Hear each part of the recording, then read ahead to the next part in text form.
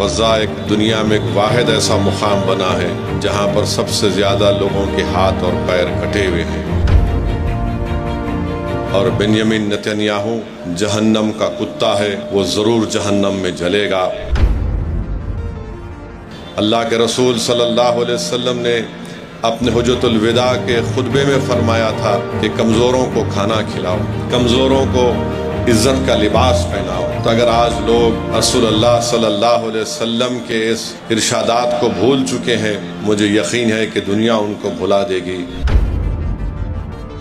غزہ ایک ایسا مقام بن چکا ہے جہاں پر آپریشن تو ہوتا ہے مگر وہاں پر بے ہوش کرنے کی دوائیں تک بھی نہیں ہیں۔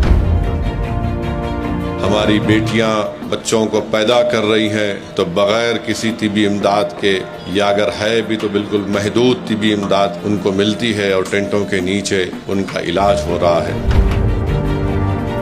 دارالسلام کے اسٹیج سے ان غزہ کے فلسطینیوں کو جو آج پچھلے 1 سال سے اسرائیلی حکومت کے جنوسائیڈ کا شکار ہیں، ہم ان کو پیغام دینا چاہتے ہیں کہ یقیناً دنیا تم کو بھول رہی ہے، دنیا کے بڑے بڑے سپر پاور تمہاری ظلم کو بھول رہے ہیں، اندھے ہو چکے ہیں، بہرے ہو چکے ہیں، مگر سرزمینی دکن پر بسنے والی اس غیوروں کی جماعت تمہارے ظلم سے اور تمہارے پر تکالیف جو گزر رہی ہم اس کو یاد رکھتے ہیں۔ ہم یقیناً تمہارے لیے دعا کر رہے ہیں، جب تک اللہ ہم کو زندہ رکھے گا ہم مسجد اقصی اور بیت المقدس کو بھولنے والے نہیں ہیں۔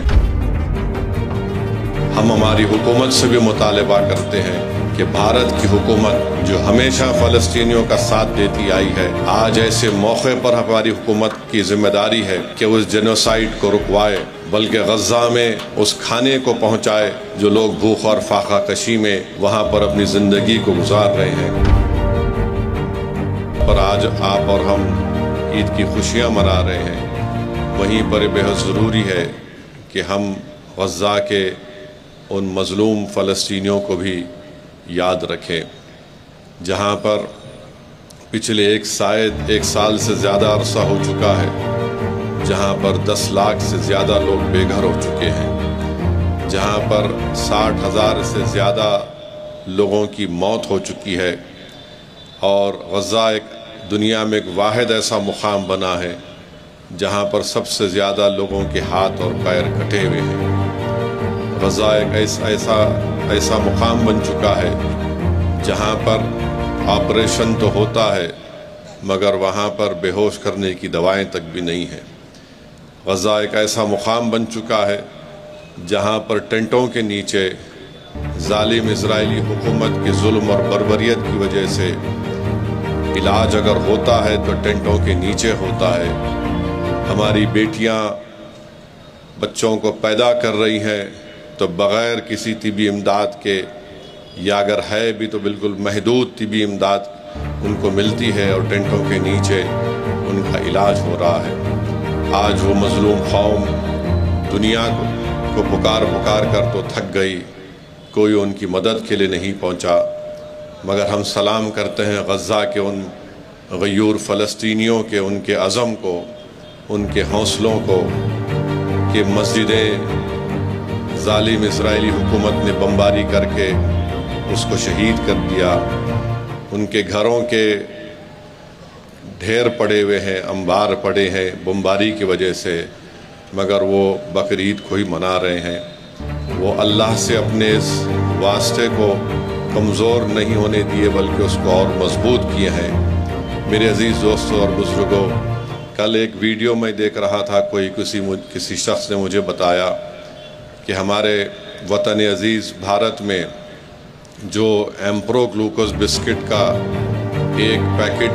5 روپے میں ملتی ہے، غزہ کے ایک مظلوم باپ نے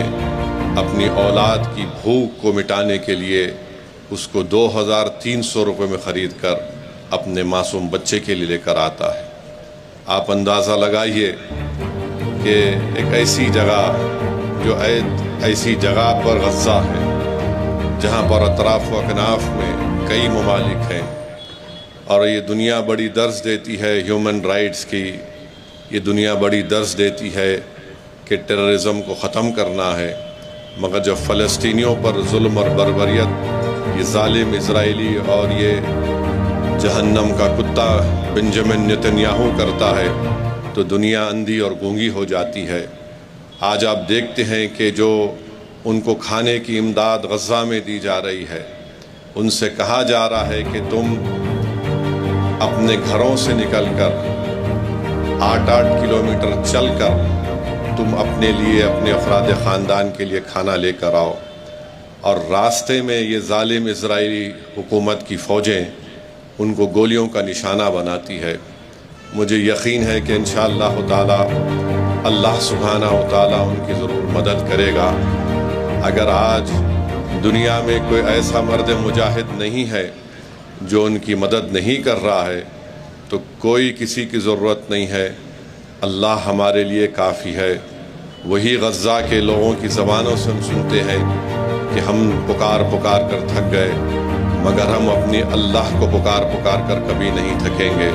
ہم حسبنا اللہ و نعم الوکیل کہنے والے ہیں۔ مجھے یقین ہے کہ انشاءاللہ تعالی اللہ ان غزہ کے ان غیور فلسطینیوں کی مدد کرے گا،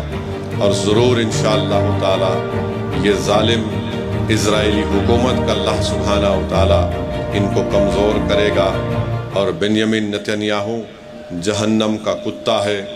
وہ ضرور جہنم میں جلے گا۔ دنیا آج بیٹھ کر یہ تماشا دیکھ رہی ہے کہ کیسے وہاں پر ایک نسل کشی اور جنوسائیڈ ہو رہا ہے، مگر انشاءاللہ تعالی اللہ ان کو غالب کرے گا۔ جو لوگ آج کمزور ہیں، جو لوگ آج بھوکے اور فاقے میں زندگی گزار رہے ہیں، اللہ ضرور ان کمزوروں کو، ان ظالموں پر اللہ ان کو غالب کرے گا۔ آج دنیا یہ سمجھ رہی ہے کہ ان کو ہم بے سہارا سمجھ کر ان پر ظلم کرتے جائیں گے، مگر ہم دیکھ رہے ہیں کہ دنیا کے کونے کونے میں حکومتیں ظالم کا ساتھ دے رہی ہے، مگر وہاں کی عوام ان مظلوموں فلسطینیوں کے لیے ہاتھیں اٹھا کر دعا بھی کر رہی ہیں، ان کے حق کے لیے احتجاج بھی کر رہی ہیں۔ ہم ہماری حکومت سے بھی مطالبہ کرتے ہیں کہ بھارت کی حکومت جو ہمیشہ فلسطینیوں کا ساتھ دیتی آئی ہے،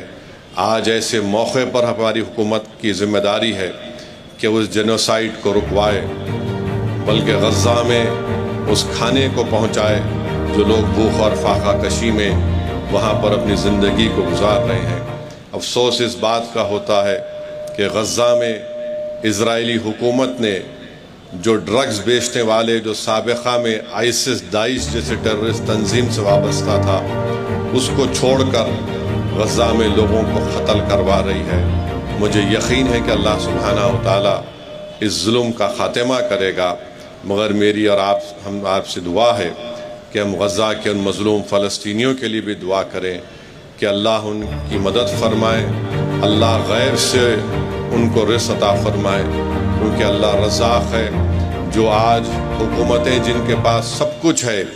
مگر آج وہ خاموش بیٹھے ہیں، ان کو یاد رکھنا ہے کہ اللہ کے رسول صلی اللہ علیہ وسلم نے اپنے حجۃ الوداع کے خطبے میں کہا تھا، رسول اللہ صلی اللہ علیہ وسلم نے 1,44,000 صحابیوں کے سامنے اپنے آخری حج کے خطبے میں کہا تھا کہ مسلمانوں یاد رکھو، تم اپنے اعمال کا جواب اللہ کے پاس دو گے۔